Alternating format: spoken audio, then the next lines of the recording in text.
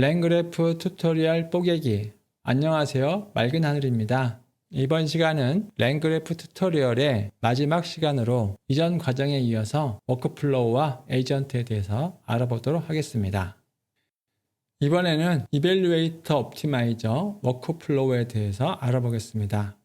이밸류에이터 옵티마이저 워크플로우는 하나의 LLM이 응답을 생성하고 다른 LLM이 루프 내에서 평가 및 피드백을 제공하는 방식입니다. 활용 시점은 명확한 평가 기준이 있고 반복적인 개선이 측정 가능한 가치를 제공할 때 효과적입니다. LLM 응답이 피드백을 통해 개선될 수 있고 LLM 자체가 그러한 피드백을 제공할 수 있을 때 좋은 결과를 보입니다. 이번에 확인할 워크플로우는 다음과 같습니다. 사용자가 입력을 하면 제너레이터가 입력에 맞는 답변을 생성합니다. 그리고 그 답변은 이밸류에이터로 전달됩니다. 이밸류에이터는 평가를 하고 그 평가 결과를 제너레이터에게 다시 전달합니다. 그러면 제너레이터는 평가 결과를 보고 거기에 맞는 새로운 답변을 생성하게 됩니다. 이와 같은 과정을 반복하다가 이밸류에이터가 봤을 때 답변이 충분하다고 생각이 되면 그때 최종적으로 워크플로우를 종료하고 출력하는 이런 방식입니다. 코드를 보면서 확인해 보겠습니다. 첫 번째로 상태 클래스입니다. 사용자가 입력한 주제, LLM이 생성한 유머, 그리고 그 유머에 대한 피드백, 그리고 유머가 재밌었는지 여부를 판단하는 필드입니다. 다음은 평가를 위한 출력 스키마입니다. 유머가 재밌었는지 여부를 판단하는 그레이드 필드, 그 다음에 유머에 대한 피드백을 제공하는 피드백 필드가 있습니다. 다음은 LLM is structured output 함수를 통해서 피드백 형식으로 답변을 생성하도록 했습니다. 다음은 유머를 생성하는 함수입니다. 유머는 여러 번 호출될 수 있기 때문에 피드백이 있는 경우와 없는 경우를 구분해서 동작하도록 했습니다. 피드백이 있는 경우는 사용자 주제와 피드백을 함께 입력받고 거기에 맞는 유머를 생성하도록 했습니다. 만일에 피드백이 없다면 주제만 보고 유머를 생성하도록 했습니다. 그리고 그 결과를 조크라는 필드로 반환하도록 했습니다. 다음은 농담을 평가하는 노드 함수입니다. 이밸류에이터 LLM의 인보크 함수를 호출하고 입력으로 조크를 입력했습니다. 그러면 그 결과로 그레이드와 피드백이 생성될 것이고 그것을 반환하는 함수입니다. 다음은 조건부 예치 함수입니다. 상태에 funny or not 필드가 재미있다면 accepted, 재미있지 않다면 rejected 피드백을 반환하도록 했습니다.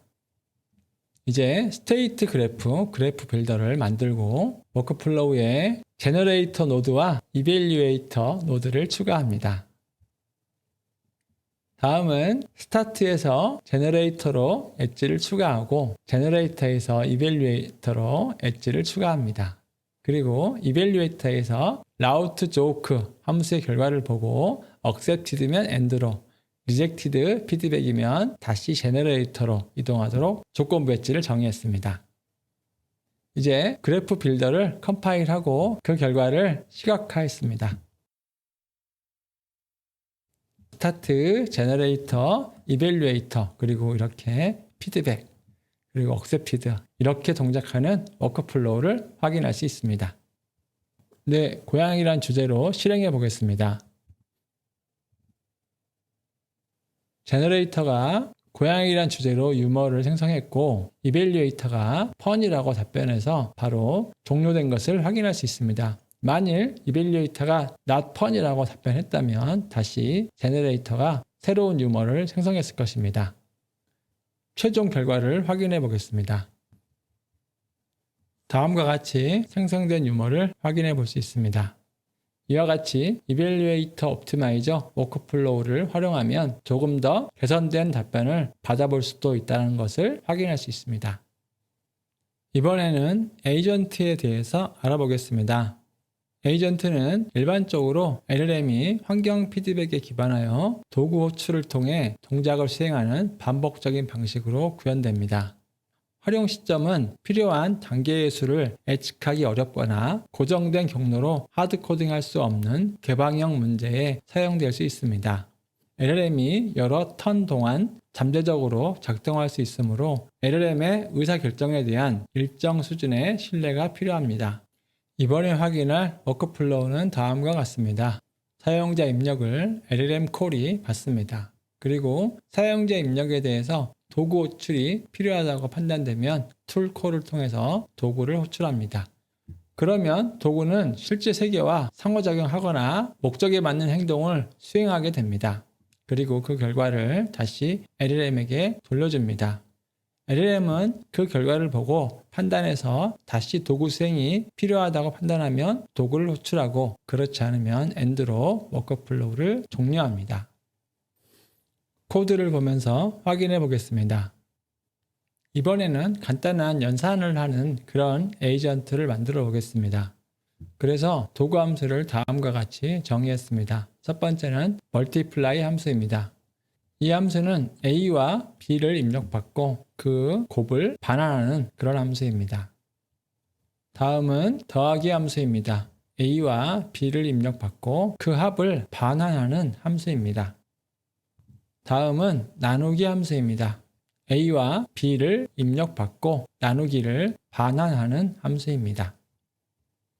더하기, 곱하기, 나누기를 도구 목록으로 만들고 도구 이름을 키로 도구를 값으로 하는 딕셔너리를 만듭니다. 그리고 LLM bind tools 함수를 통해서 LLM이 도구를 호출할 수 있도록 만들어 주었습니다. 다음은 도구 호출 여부를 결정하는 노드 함수입니다.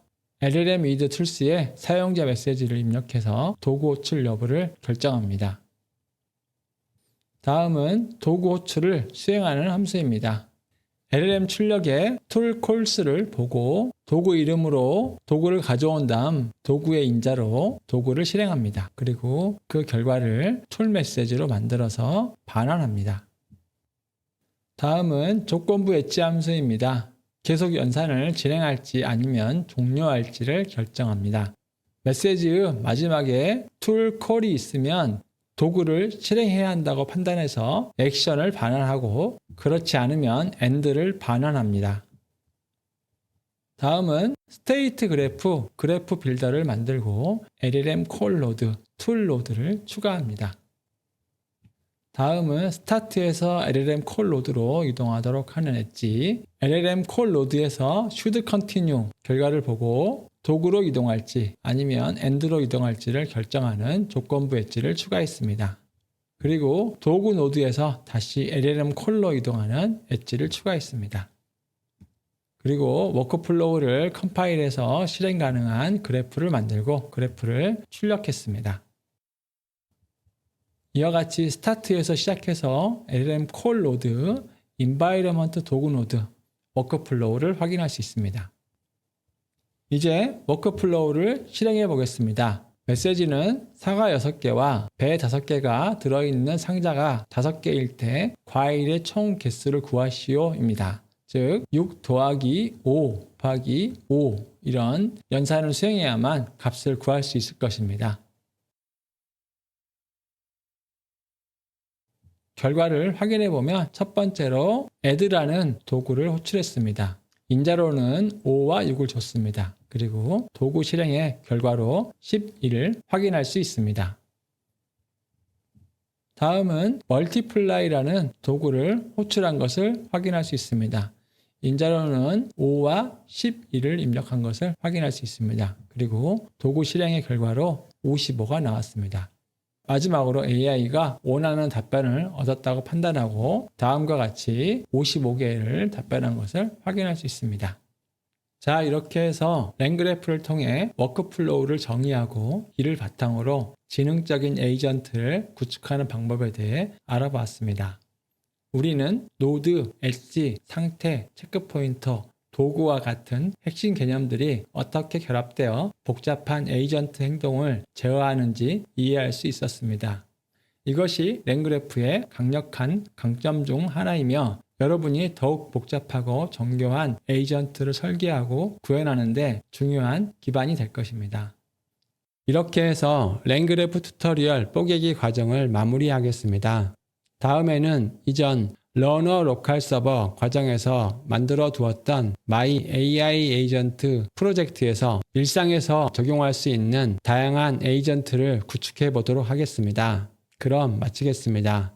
긴 강의 함께 해주셔서 감사합니다.